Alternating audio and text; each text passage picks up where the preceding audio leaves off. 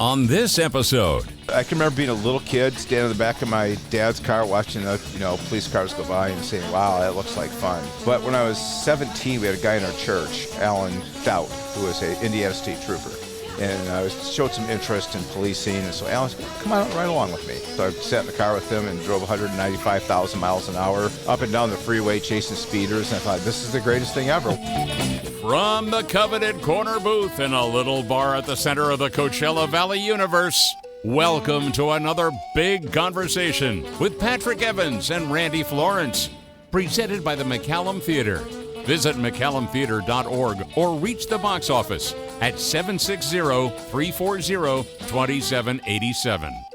Gentlemen.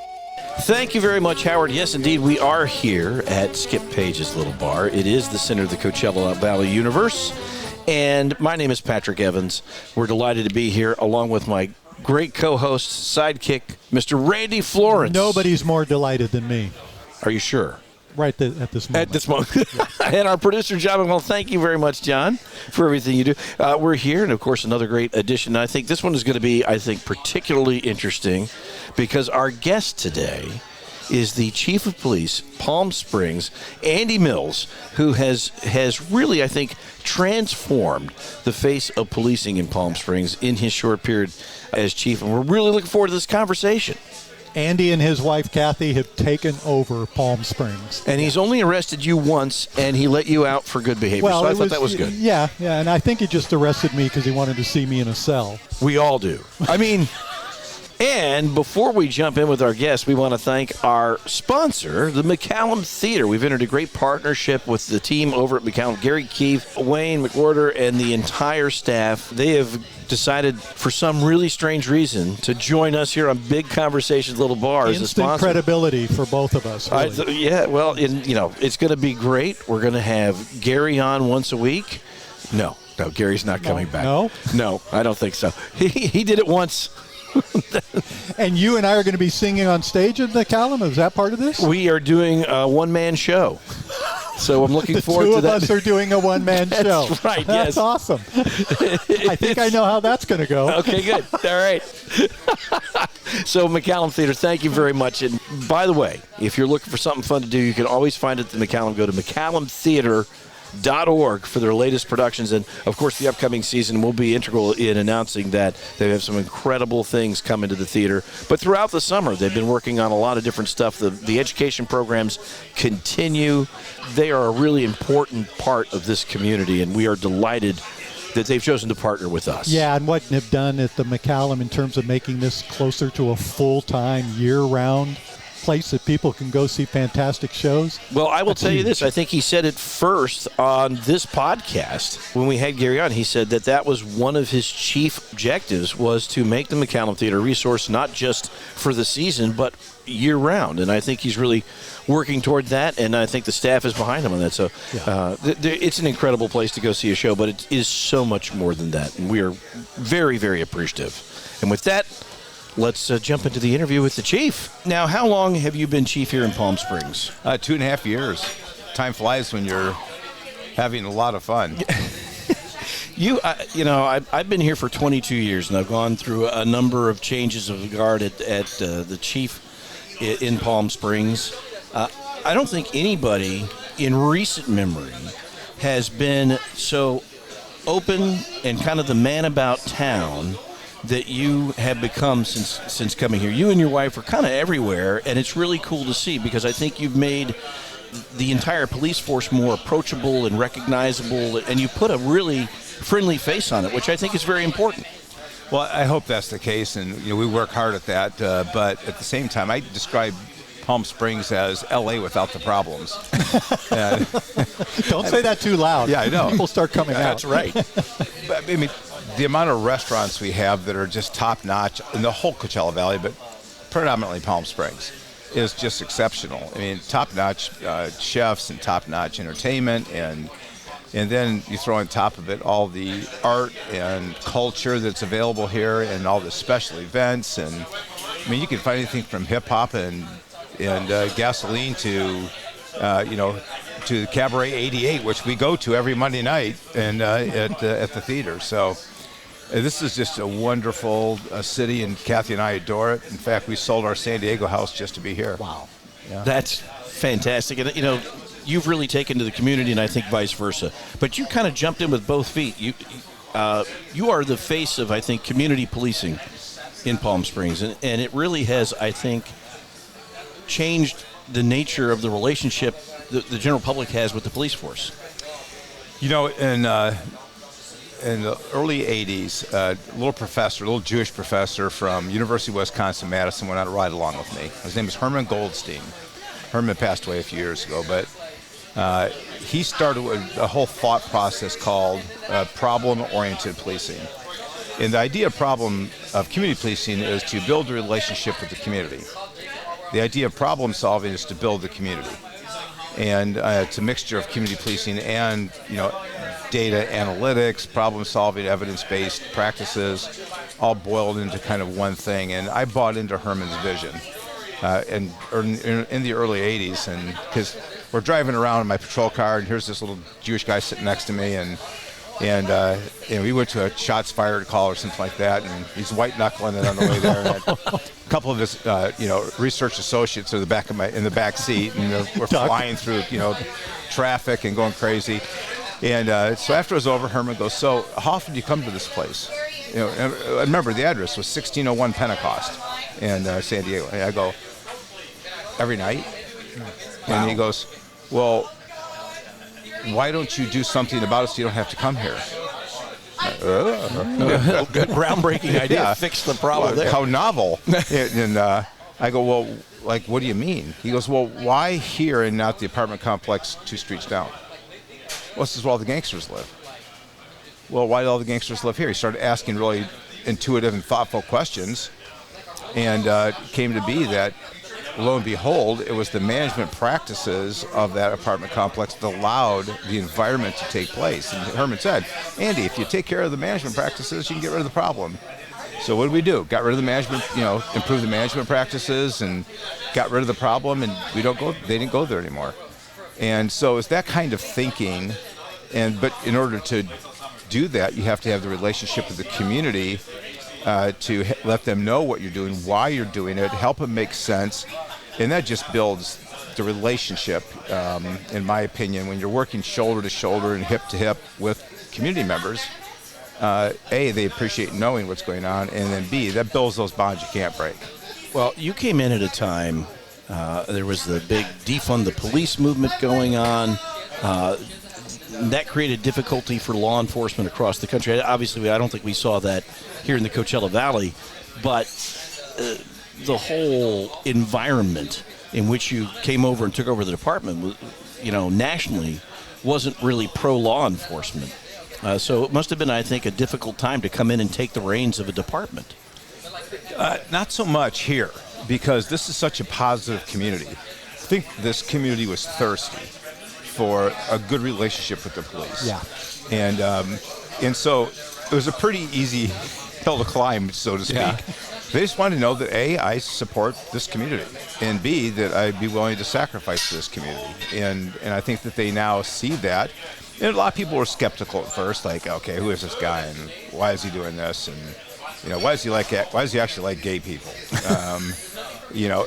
That kind of environment. But you're right, it was a very tumultuous time nationwide for the police as well as the community.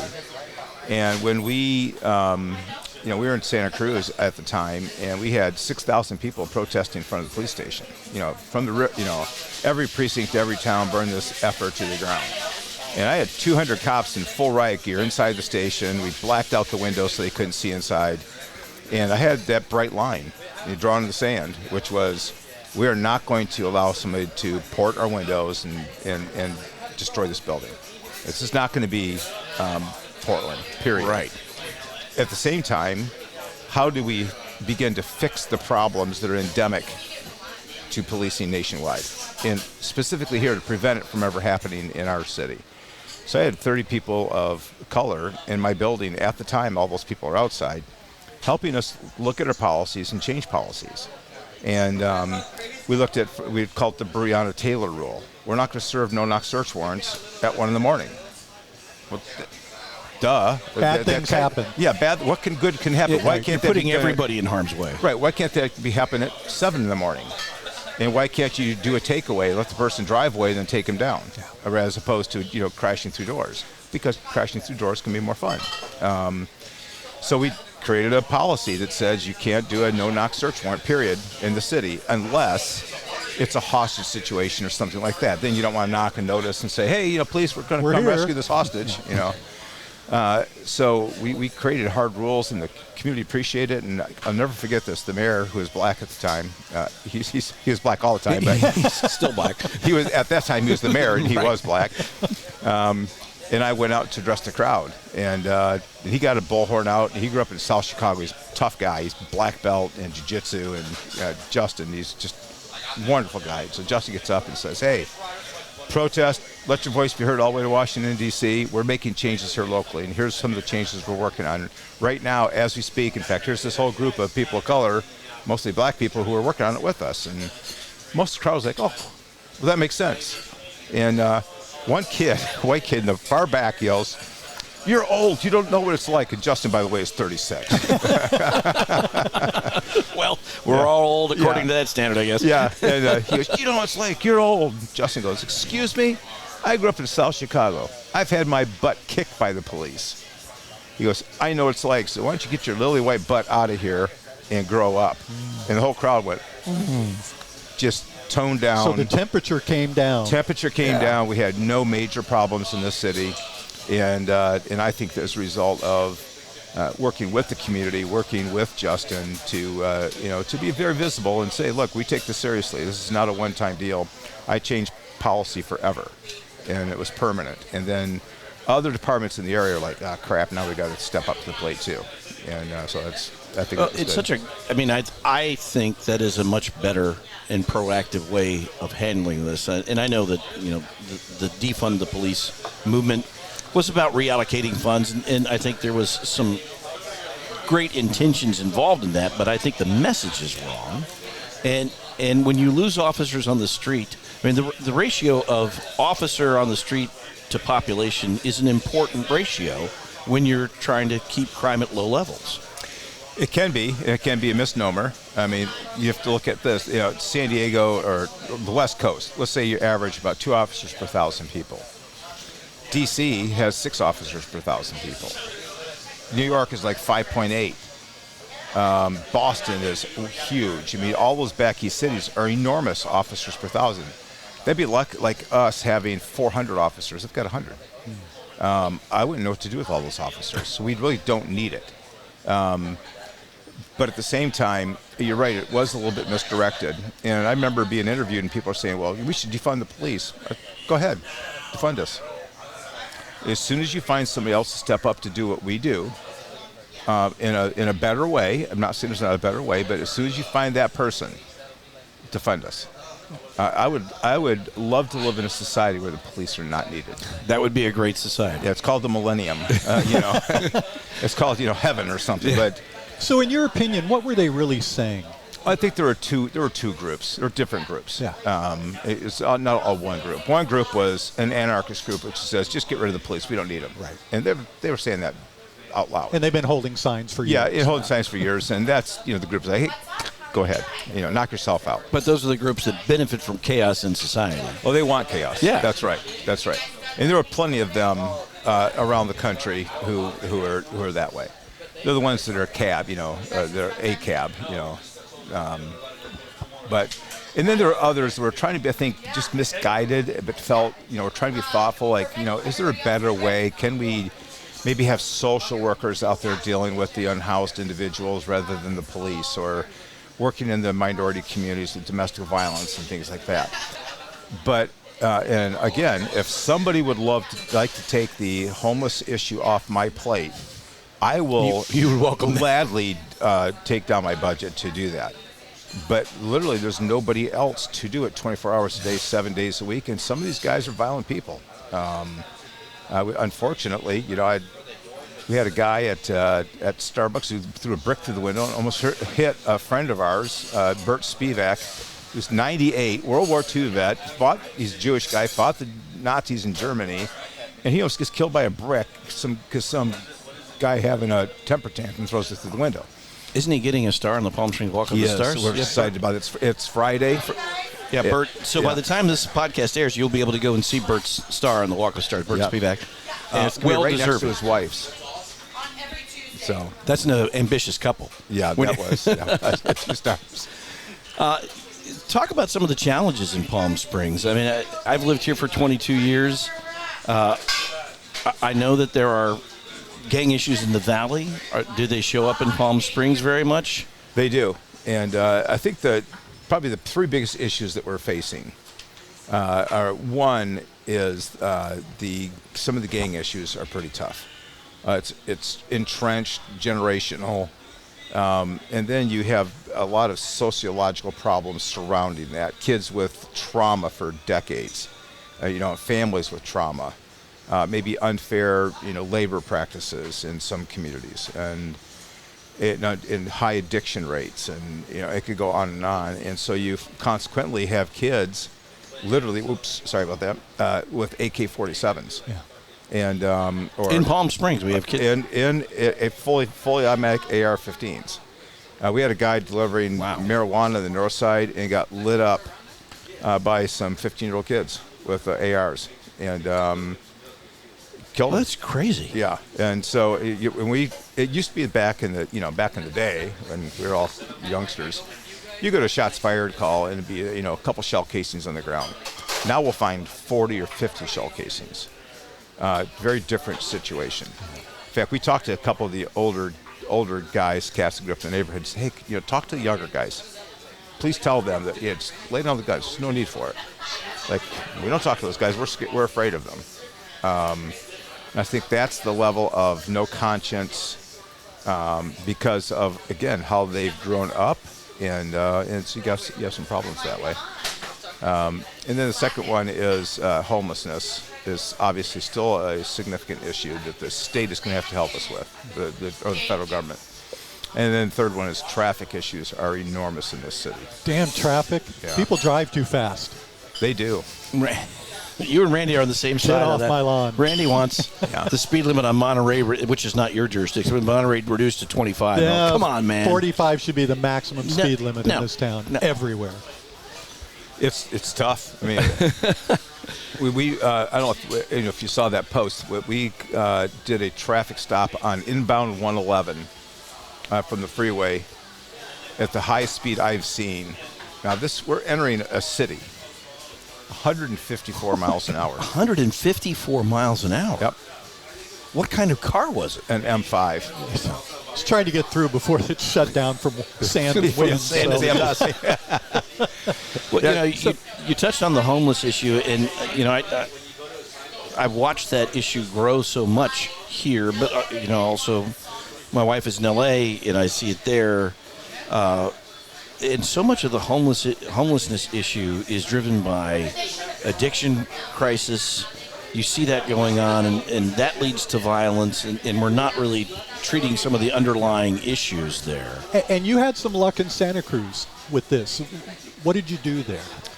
Well, we actually had better results here. Well, really? Yeah. So the point-in-time count told us the county does a point-in-time count every other year for about 4 hours. They go out and try to count every homeless person, but you can't. They're up under bridges. We actually have people living in the crawl space in the bridge on Gene Autry. I mean, there's like a little plate that comes off, and then they crawl up in there. They had like a little camp in there. So there's no way people are counting those folks. So they told us there were 279 homeless individuals living in Palm Springs. And my guys were like, Chief, there's no way. And I said, all right, then you guys count. It's got to be almost double that. Well, that's what we did. We went out and counted. And but we did it over a 6-month period. So anybody that we contacted multiple times, we said, okay, you're here consistently. But they'll be in Cat City one day, Rancho Mirage the next, Palm Springs. But all the services are kind of located in Palm Springs. And we counted over 500. Yeah. And then, don't tell Rancho Mirage there's a homeless problem there. Oh yeah, it's, They don't want to hear that. yeah. I'm kidding for our listeners in Rancho Mirage. Yes, I do have a bus heading your way though. I'm just kidding again. Yeah. I lived in Rancho Mirage, but I was exiled to Cathedral City. That's also a joke. Also a joke. Thank you. I'll be here all week. Bump. So you guys discovered that obviously the problem is bigger. Well, problem is bigger, but also it was different because when we talked to the people, we asked where you're from, what are your maladies that you're struggling with, your demons that you're struggling with, and we counted about 90% were either co-occurring disorders, mental health, or drug addiction. So that changes the complexity of the problem. Yeah. And then we also discovered that there were 4 primary hot spots in the city where homeless were gathering and becoming an obstacle, and there was crime associated with each of those hot spots. One was at Crosley and Ramon. Yeah. One was because there's a large plot of vacant land there. They were actually camping on the sidewalk right by Walmart. About 37 tents, I think, at one point. Wow. Oh, wow. And then we had 1700 East Vistachino, East Palm, and Sunrise, and then the downtown area was actually pretty crowded. So we said to our folks, we want you to go out there, and we want you to give them resources that are on the list. And so take the resources, here's the flyer, I'm begging you, take these resources. And all on body-worn camera so we could know that we've contacted every single one of them. So I've been sued in federal court for this before. And so we did all that homework, and then what we told them at the same time, you're a full-grown adult like me. You have responsibilities in life. We're just not going to permit you to live any way you want in this city. So here's what we're going to do. Take the resources, go home wherever you're from, or face the consequences of arrest. And we arrested nobody for camping. But we arrested 700 for other crimes. And whether it's warrants or under the influence of narcotics or drunk in public or doing whatever. But we arrested almost 700. We sent 45 to their homes in other states and other nations. And then we helped about 70 get housing. 22 died. And then about 700 went to jail. And so we went from 500 on a consistent basis. We're down around about 100 right now. And then the Navigation Center opened, which 50 went there. So. And that Navigation Center, I know it's been controversial and it took a long time to get it open, and it's far more expensive than was originally thought. But we need more resources like that. I support work with the Coachella Valley Rescue Mission. I think they do a tremendous job. Yep. But not everybody who is homeless can get there to utilize those resources. Well, and by law, if we're going to do any enforcement on illegal camping or homelessness, there has to be resources for them to go to. So now this gives me the opportunity to be able to say, hey, look, there's a bed for you. And I'm asking you to take that bed. And I get people tell me, no, I want to stay here in the street. Well, that's not one of your options anymore. And but it's a slow process, and there's a few pretty recalcitrant people who are like, yeah, I'm not doing anything you tell me because I don't feel like it. Right. Well, my will's stronger than yours, and I got the law on my side, so we are going to progressively make your life more difficult until you decide to make the right choices. I've heard people say it, and it sort of drives me nuts. There's a camp that believes the cure for homelessness is a home. Well, the problem with that is I saw a statistic, it was pretty well documented. About 98% of the homeless had homes, but are out of them for the various reasons that you mentioned.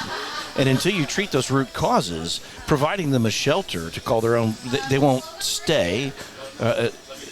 It doesn't solve the issue, the underlying issues, the addiction problems or the mental illness problems, the economic problems. Those have to be addressed before someone can actually sustain themselves in their own home.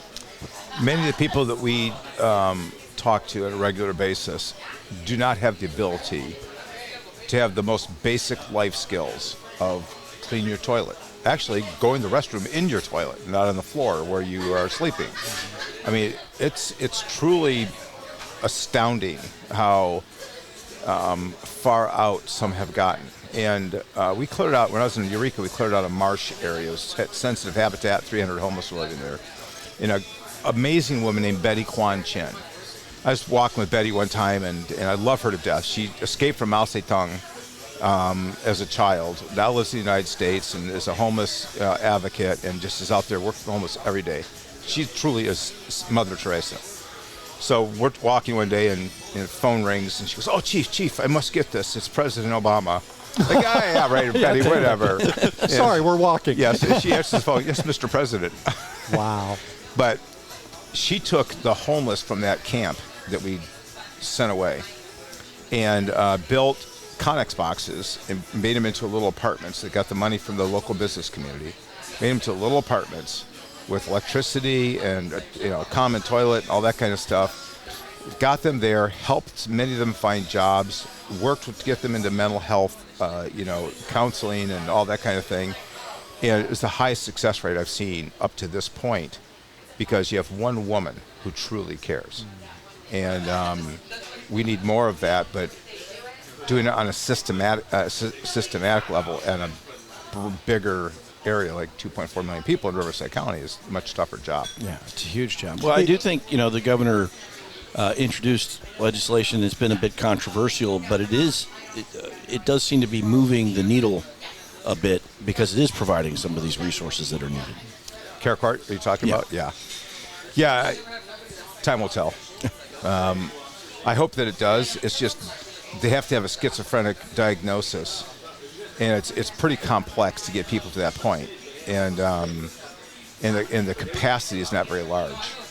So right. I think that there ultimately will have to come a point where some courageous higher office elected official says, "You know what? We're going to institute regional centers where we can say your life's out of control. You really aren't. You're going to die where you are. We wouldn't allow our household pets to be treated this way, and we're going to put you in this facility and try to help you get straight." So if money were not an object and you didn't get any political pushback, what would you be doing to solve homelessness in Palm Springs? What would your solutions be? I think that we need that regionalized approach where we can say, you are going to go do this, whether it's court mandated or, somehow, to your point. You have to compel, because these people, a lot of the folks who are homeless have sort of chosen that lifestyle for whatever reason and don't necessarily want to get, you run into this. Where absolutely. Totally resistant to the idea of conforming back to societal norms. Yeah, I think there's, what I've seen in my 15 years of dealing with this as a police manager or chief is there are three types of homeless.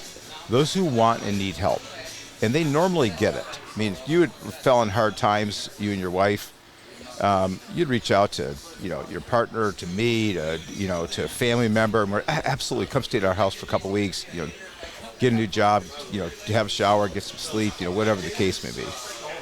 A lot of these folks will get that help. Then you have the mentally challenged, the emotionally challenged, behavioral problems, and drug addiction, and co-occurring disorders. That's a significant segment. And then you have that last third, which is just a criminal element, which is like, I'm going to live the way I want, I'm going to steal what I want when I want, and there's nothing you can do to stop me. And now Prop 47 has exacerbated that group because there is literally no consequence. And they know it. The guy that threw the brick through the window almost hit Bert, 7 days of probation. That's what he got for felony vandalism and almost killing a national war hero. Taking the teeth out of even felony crimes. Right. And so that's and I know there's a proposition that people should take a look at coming up on the ballot. I'm not saying you should vote one way or the other. That people should look at it and study that and say, are we headed the right direction as a country in California in terms of policing, in terms of justice? And I know that there's a segment of like we should let people live how they wish to live, but at some point you have to compel these people to pull their lives together. Absolutely. Because it is inhumane. Right. It's not compassion to let people live in tents on the side of our streets. And I know that some people think that looks like compassion to them, but it's not, because these people are not living very good lives, and they're going to live very short lives. And Our criminogenic theory on it was, and how we responded was, if it's true, our assumption that 90% are drug addicted or substance abusers, and we put them in jail on a regular basis, now they're getting dope sick. And the more dope sick you are, the less attractive this area is to you. And so by saying, look, we're not going to tolerate this, we're going to put you in jail, so you have to make a hard choice, get help or go to jail and get dope sick. Our hope is that they're going to take the help. Now, the help is limited in terms of how many beds are available. The other option is you can move to Rancho Mirage. I'm kidding. I'm kidding. Just don't go through Indian Wells to get there. Yeah. You can't get through Indian Wells. Yeah. There are gates. Yeah. I don't know if you've seen it, but they're gates. Dr. Ketover is a dear friend, lives in Rancho Mirage. Terry, I'm just telling you, it's not targeted to you, but what is your address? We can send him there. That's you do at some point have to compel people to get the help that they need. Right. So Right. Let's go back a little bit. Change the energy just a hair. Yeah. It's kind of dark, isn't it? Yeah, well, no. This is all good stuff and the stuff we wanted to talk about. But you have some other roles. You're a husband, father, grandfather, and I read that was one of the things that really compelled you to the area, move south, was grandkids. It changes your life, doesn't it? Yeah, it does. They're just amazing, you know. Although my oldest daughter just sold her house in San Diego, moved to Idaho, so. With 2 of our grandkids, but that's okay. You're not leaving Palm Springs, though, right? No. Kathy and I love it here.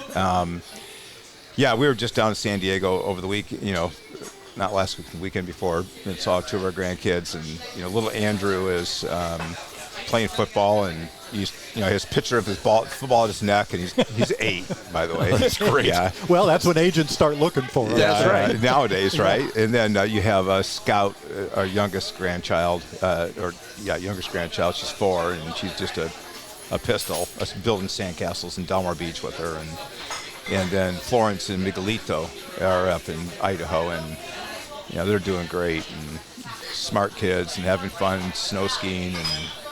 Yeah, it's amazing how fast the grandchildren become a preference over my children. Right. Yeah. And I told my son the day they were born, I already like them better than I like you. Yeah, absolutely. So what was your experience with Palm Springs before you took the job? Had you come here, been visiting the area? Yeah. When our kids were growing up, this was the short getaway weekend vacation, just to before Airbnb, just rent a little condo or something. And I can remember I was trying to remember where it was, but I can remember going for a run in Palm Springs because we went to the water park back when it was functional, and going for a run and looking at Bob Hope's house up on the mountain. Oh yeah. And seeing that monster up there, and you went, "Wow, that's pretty freaking amazing." Yeah. I wonder who lives there. I didn't know it was Bob Hope's house at the time, but then I walked through it maybe a month ago, and it's like, wow, it's still pretty amazing. And so we had come to Palm Springs, and really enjoyed our time here. Our kids got their prom dresses here and that kind of thing. My kids are in their 40s, so it's a long time ago. And so we had great memories. And when this job came open, I actually did not put in for it and let it pass. I gave to one of my deputy chiefs and said, "Hey, Bernie, I know you got a house in La Quinta. You should take a look at this." He goes, "My kids are still in high school, and it's not timing's not right." I said, "Okay, great." After it closed, they called me about a month later and said, "Hey, we'd like to give your resume to the city. We think you'd be a good fit." And I said, "Okay, what does it hurt?" And then so I went home and told Kathy, I said, "Hey, let's jump on a plane, fly down to San Diego, stay at our house, and then we'll drive up there for the weekend just to see if we like it and what it looks like and all that." It was August. That's a great That time. was a really good move on your part. Yeah, good marketing piece. It was August, I think, 22nd. It was 115 degrees, and we went to Bongo Johnny's. It was packed. Love Bongo Johnny's. It was great spot. It was packed, and people are walking around having fun. And this is a cute story. My mom is with us, my 88-year-old mom, and we were going to Bongo Johnny's, and it was lunch, weekend lunch, mimosas kind of thing. There's all these very sharp, well-groomed men sitting in there. And my mom goes, "Maybe there's a business convention in town. Look at all these guys sitting together." I say, "That's it, Mom." It's a never-ending business convention. Yeah. John, did you know you were part of a business convention? Constantly. That's awesome. Yeah. That's really funny. Well, she's had some great learning stuff here because, do you know Dennis DeGroot? By name. Yeah. Dennis he's a classic guy. He's 82, I think, and he's just a ball of fire. He's a classic guy. We were sitting at 849, and Dennis walks up and we said, hey, Dennis, this is the Jewish Queen Mom, and he shakes her hand, and gives her a kiss on the hand. He goes, I just want you to know all the queens here love you.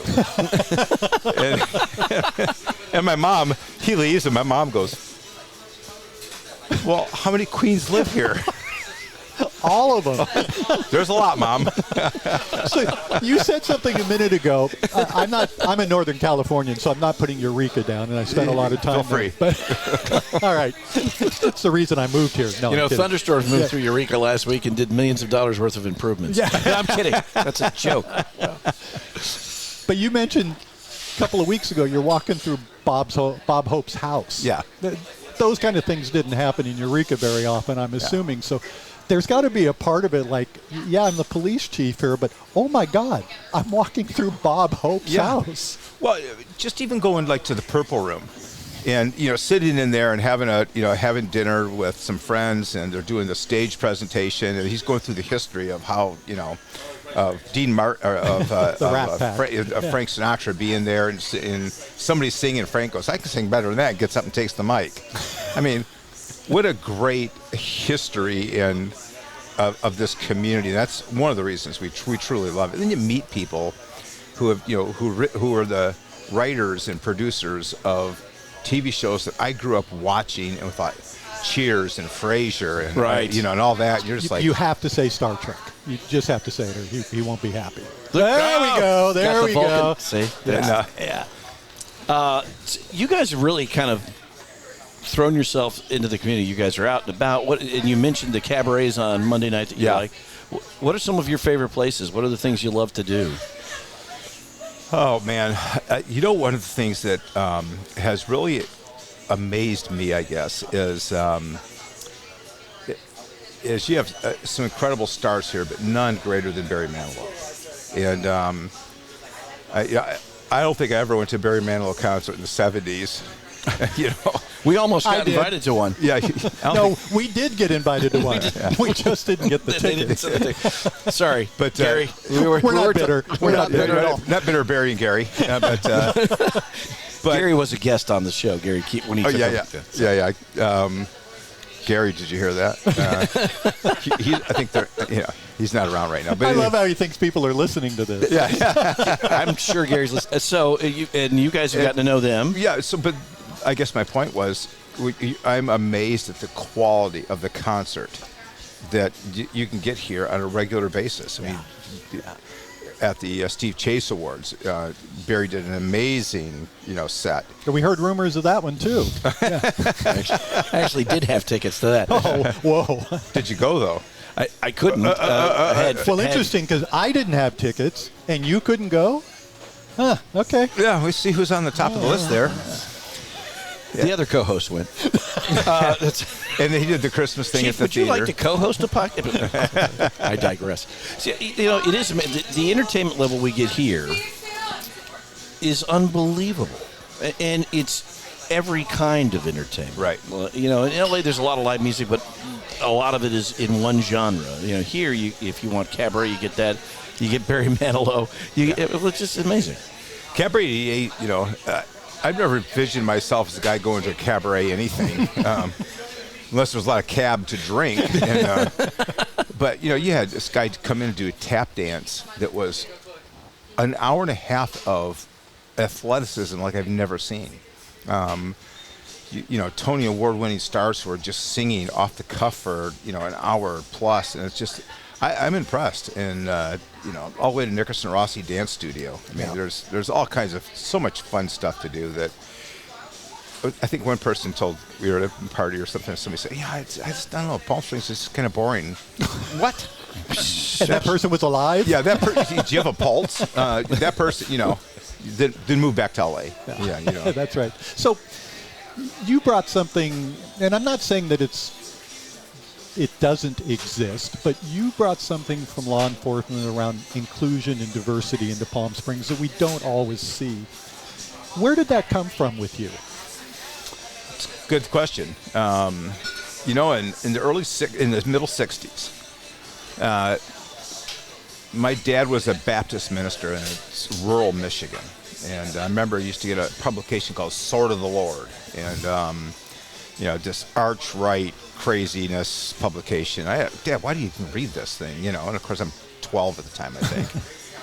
But it was during the 60s, when a lot of social unrest, a lot of civil unrest, and riots in Detroit, and all this kind of stuff. And where were you at this point? In southern Michigan. Okay. Yeah. A little town called Quincy, which is right at the bottom of the state, right by Indiana, so basketball central. I grew up in a farm. I picked rocks out of the field from the local farmer and got paid like a nickel an hour or something.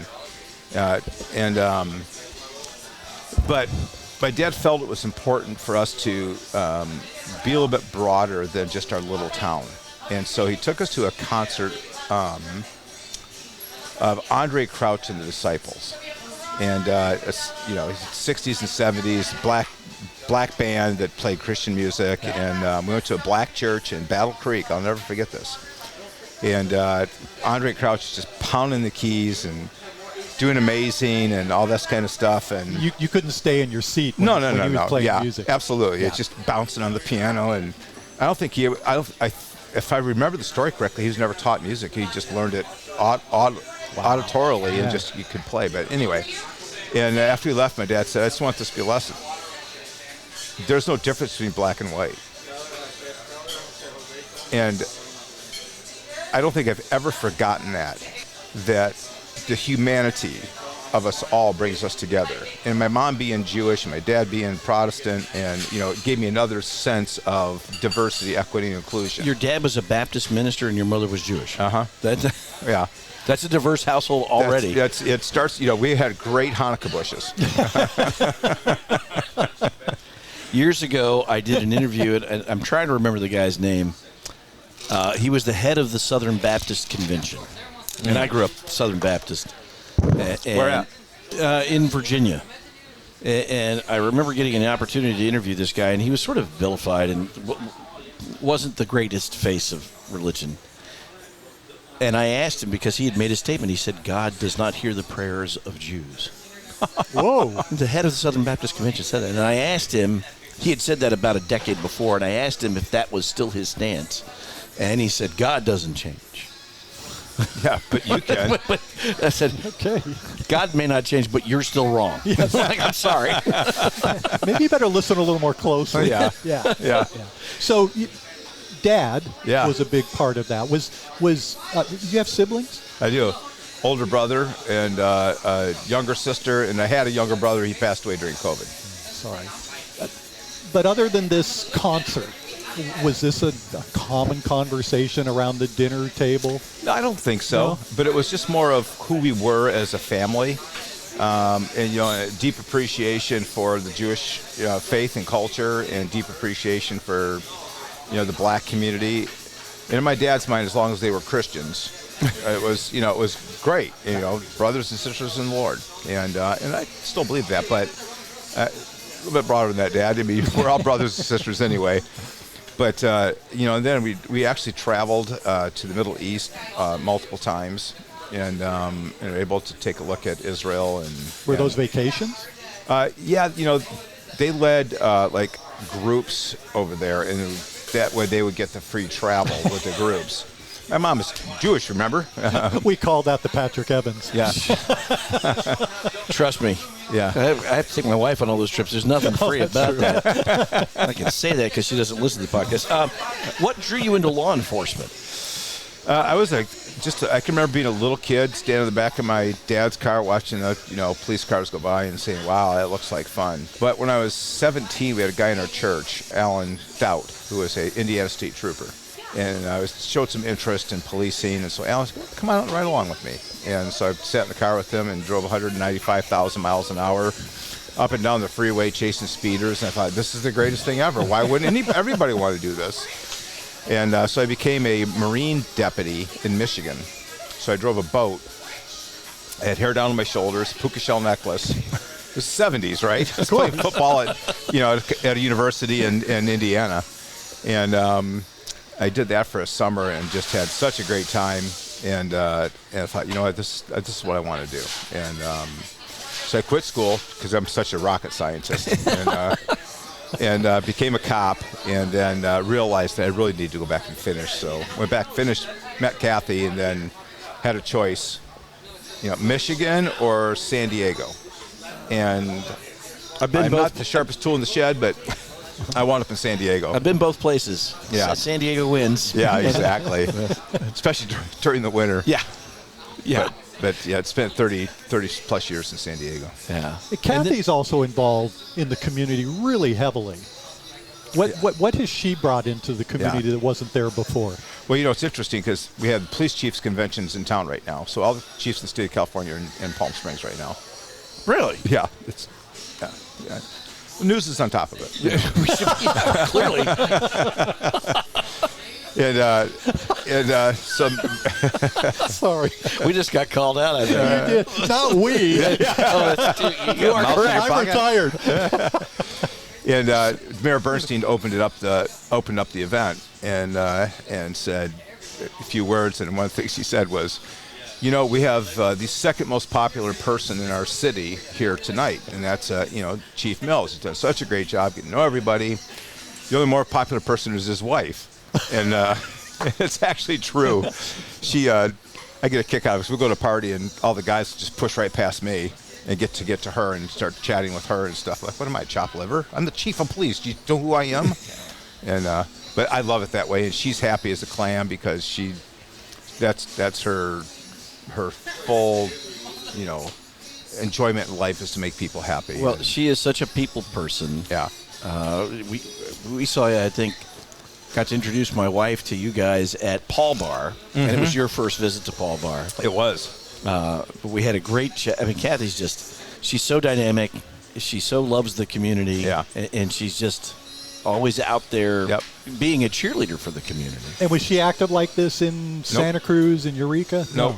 Well, Eureka, yes, a little bit, but Santa Cruz not as much. And then because we had bought the house in Alpine where she renovated that herself. Yeah. And of course I'm like out to lunch. I'm in, Well, you were kind of busy in Santa Cruz. Yeah. And then, but then here we went to a community meeting, and Kathy said, just out of curiosity, I asked the community, how do people communicate? How do you learn what's going on at the police department? The TV news, certain percentage raise their hands. The written paper news, a couple people, and mainly those who live in Phoenix. Yes. And then how about Facebook? Everybody raises their hand. It's a Facebook city for whatever, and the demographics right for Facebook. Yeah, older, wiser. Wait, correct. Yeah. MySpace? I'm still on my MySpace account. And so she said, I'm going to get on Facebook so I can meet people and have friends. And here we are a couple of years later, and I think that's where a lot of the connectivity has come from. Plus, she walks every day downtown through Las Palmas and is able to meet people that way. So, well, it's just noticeable how forward you guys have been with all of this in that community. And I don't live in Palm Springs, but I couldn't wait to have you on here because I've been watching and I wanted to talk to you about all of this stuff. Yeah. This is great stuff. Well, it truly is such an amazing city. Yeah. I mean, people are happy. It's kind of like a scene out of Love Actually, the movie, at the airport. People are kissing and hugging and so excited to see each other. And I like that. Who doesn't want to live there? I wanted to go to Heathrow just to stand there and experience the scene. People walking around. All right, so you mentioned Cabernet. What does Chief Mills like to do when he's not on duty?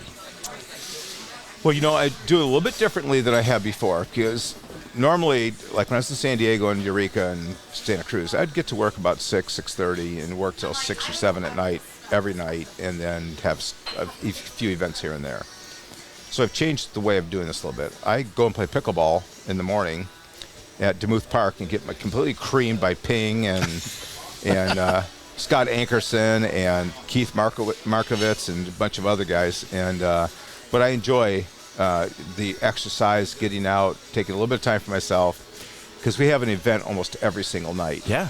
And so I have my boss is great. Scott Stiles is wonderful, and he totally gets it because he works as hard as I do. But it's an event-driven community. Yeah, I mean, like IMC 3 to 4 events a week during the season. Yeah.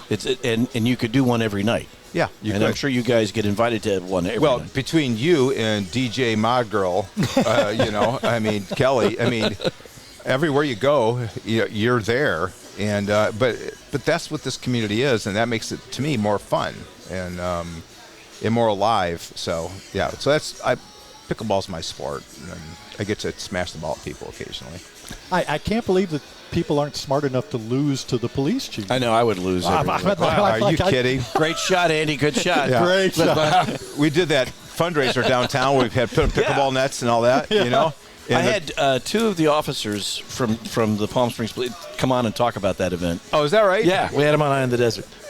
So we had, we did that event, and we said the rules are it's rally scoring 1 to 15. If you hit me with the ball, you got a baseball hat that says Palm Springs Police baseball hat. I went home with one big welt. I mean, And a bunch of people got hats. yeah, a bunch of people got hats. I mean, they were tagging me with the ball every chance they got, and they were celebrating, high fives and stuff. So yeah, there was no cord for the police chief. All right, so this is one of our guests early on in the podcast was a young lady by the name of Brooke Berry, Perry. who happens to be married to Kyle Stern. Kyle Stern, yeah. Brooke Give Berry. us some dirt on Kyle. Come on. Oh, that's easy. Yeah, good. All right. Just dish it out. That's Yeah. Kyle's a great guy. He's a great guy. He's certainly one of my leaders in the department, and he's a sergeant in my internal affairs section right now. Such a good analytical, critical thinker. He's a SWAT commander. He got into SWAT early on and has kind of been deeply involved in that, which is some of the toughest and I would assume the most dangerous work in the department. Yeah, it's so calculated that actually it's not as bad as some would think. Okay. It's very calculated, but if it goes bad, it goes really bad. Yeah. And that's those days you don't want. But Kyle's that critical thinker who does a lot of really interesting stuff, and he's well-researched. Of course, he didn't stretch before he played basketball and tore his Achilles heel. That's right. Yeah. So you can throw that at him if you want. And There's the dirt. there's the dirt. Brooke actually told me that. Like, he popped his Achilles playing basketball. Basketball. Like, come on, dude. Yeah. Like, Yeah, it most was- dangerous job in the city, and you get hurt playing basketball? That's not a very good story, is it? No. And he's not very good at pickleball. We've played a couple times. There we go. We got what we wanted. The important stuff. Andy, this was fantastic. As somebody who lives in this valley, thank you. Thank you for what you're doing, the message of inclusion and diversity that you put out, and the way you're policing the city. It's really something to watch. No, it's really amazing, and I got to know your predecessor, and actually I just had your predecessor on Eye in the Desert. He is doing these classic trucks that he loads with different kinds of alcohol and takes them to parties, which I think is a really interesting thing for a former police chief to do. But Brian's a very interesting. But you've just brought such a human face to the department, and I think you and Kathy do such a terrific job of being present in the community, but also representing the community. Yeah. And the community has responded, I think, really well to that. They have, and again, this is one of the best, most positive police places I've ever policed. I mean, San Diego is very law enforcement because supportive community because of a strong military presence there, and then Eureka had its charm, and Santa Cruz was going through the George Floyd thing, so we'll leave it at that. And there was a lot of people there who were very pro-police, but and not that you have to be pro-police to be liked, Right. but at the same time, it's good to police an environment where people say, what can we do to help make our city safer? How can we work with you as opposed to fighting you every step of the way? And so I couldn't be more thrilled to be here, and we just adore this community and the people who live here. You've created something special. Yeah, Thank you. it's apparent and it's obvious, and the community's responded. And we really appreciate you coming and spending an afternoon, but there's probably all kinds of crime taking place in Palm Springs. Well, now 'cause you and he's I here. are sitting here, so he knew it was pretty safe that there wasn't a lot. Two biggest heathens I know are here. At the We table. are right here. Not you, of course. No, John is the John Puritan is. of the group, Yes. quite That's honestly. true. It's- Well, what a fascinating and wide-ranging conversation. And you weren't cuffed once. I thought I was actually pretty good during this episode. It's pretty remarkable because, he's a very tolerant chief, Yeah. Chief Andy Mills. Thank you so much for spending some time with us. Thank you so much for inviting me. This has been fun. You guys are a hoot. He has to have more important things to do You'd than hang think. out. You'd think. But here he was, hanging out with us at a bar, checking on the criminal element. And once again, we want to thank the McCallum Theater, our title sponsor, right here at Big Conversations Little Bar. The McCallum doing such great work, and they have chosen to partner with us for the entire next year. This There's is going no to be bigger icon in the desert than the McCallum Theater. Oh, I thought you were going to say then Big Conversations Little Well, Bar. I think we're now tied. You think I'm not sure which one of us is going to lift the other one, but all some of the boats greatest names in entertainment are on this podcast. and the stage at McCallum Theater. McCallumtheater.org. You can check out all of the things that they have going on. It is the theater that never sleeps because they are truly working year-round to bring great entertainment to the Coachella Valley. And we are so grateful for their partnership, their sponsorship, and we really look forward to working with them. On behalf of John McMullen, our producer, and my great co-host, Randy Florence, I'm Patrick Evans. Please join us next time on the next edition of Big Conversations Little Bar. Thanks for joining us on this episode of Big Conversations Little Bar. Recorded on location at Skip Page's Little Bar in Palm Desert, California, the center of the Coachella Valley universe. And presented by the McCallum Theater. Online at McCallumtheater.org. This program is a production of the Mutual Broadcasting System. All episodes are available from BigConversationsLittleBar.com and most major podcast portals, including Apple Podcasts, Amazon Music, and Spotify.